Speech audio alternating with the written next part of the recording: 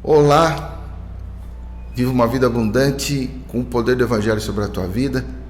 Nós estamos nesse mês trabalhando esse assunto, falando sobre o Evangelho, a realidade do Evangelho, a verdade do Evangelho.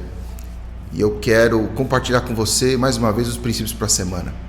Quando você pega ali na Bíblia, Isaías 61 e Lucas 14, a partir do versículo 17, você vê ali algo extraordinário, que é o relato daquilo que o Espírito Santo de Deus faz com todo aquele que nasce de novo. Você é ungido para algo. E aí, quando você começa a pensar sobre isso, você lê, e eu até dei essa dica e uma orientação de que todos nós que somos filhos de Deus deveríamos ler isso todos os dias. O Espírito do Senhor me ungiu para proclamar as boas novas aos quebrantados, liberdade aos cativos, restauração de vista aos cegos, para pôr em liberdade os oprimidos. Há algo sobre nós que faz diferença na vida das pessoas. E se nós vivemos o real, o verdadeiro Evangelho, o Evangelho vai falar sobre isso. E nessa semana, especialmente, eu queria que você buscasse viver essa realidade sobre a tua vida. Se nós estamos falando sobre reino de Deus, se nós estamos falando sobre Evangelho, nós estamos falando sobre sermos funcionais, sermos úteis nas mãos de Deus. E o Espírito já te ungiu para isso. O Espírito já nos ungiu para fazer isso. E aí, quando nós começamos a falar sobre isso, nós começamos a entender de que nós temos sobre nós algo que primeiro acontece em nós, para depois acontecer através de nós. Por isso eu quero proclamar a liberdade do Evangelho sobre você. E que você não aceite nenhuma algema.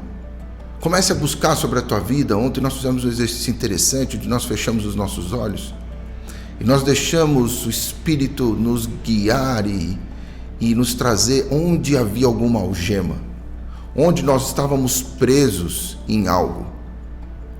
E isso é realmente parte de um propósito de Deus para que nós andemos em liberdade.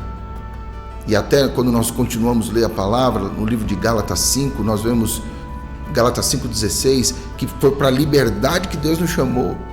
E nós não podemos usar essa liberdade para dar ocasião ou dar vazão à carne, mas sim usarmos essa liberdade para que possamos ser bênção na vida das pessoas. E ontem eu falei algo, se você assistir a ministração de ontem, ou não, mas eu já ia declarar isso sobre você, e eu disse assim, seja livre do teu trabalho.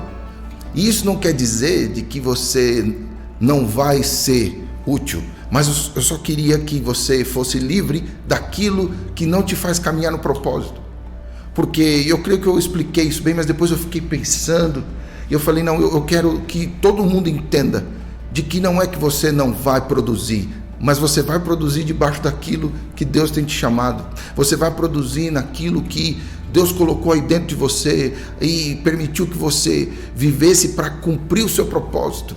E às vezes o trabalho ele nos aprisiona simplesmente por causa da necessidade. E eu quero, em nome de Jesus, declarar liberdade sobre você, para que você viva essa realidade do Evangelho, para que você possa ministrar a vida das pessoas.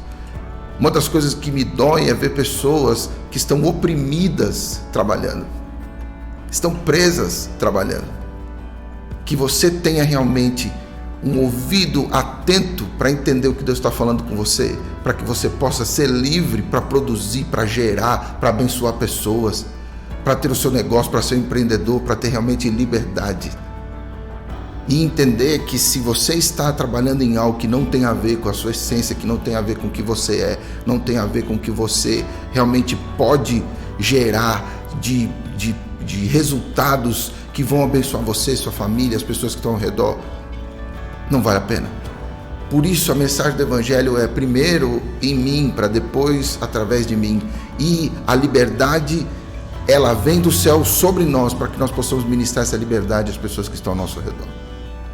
Portanto, Você foi levantado e nessa semana eu declaro sobre você que você, além disso acontecer com você, você vai ser bênção na vida de outras pessoas, entendendo de que os quebrantados de coração, os cativos, aqueles que estão cegos, os oprimidos, podem ouvir de você uma palavra libertadora, porque o Evangelho é liberdade. E eu quero terminar essa palavra dizendo que o significado da palavra liberdade ele é muito interessante. É assim, nós sermos livres não para fazer o que nós queremos, mas livres para fazer o que nós devemos fazer. E eu finalizo aqui para você dizendo o seguinte: nós não fomos libertos no Evangelho para viver livres, leves e soltos, mas sim para vivermos livres, leves e comprometidos. Viva uma vida abundante e cheia da liberdade do Evangelho sobre você.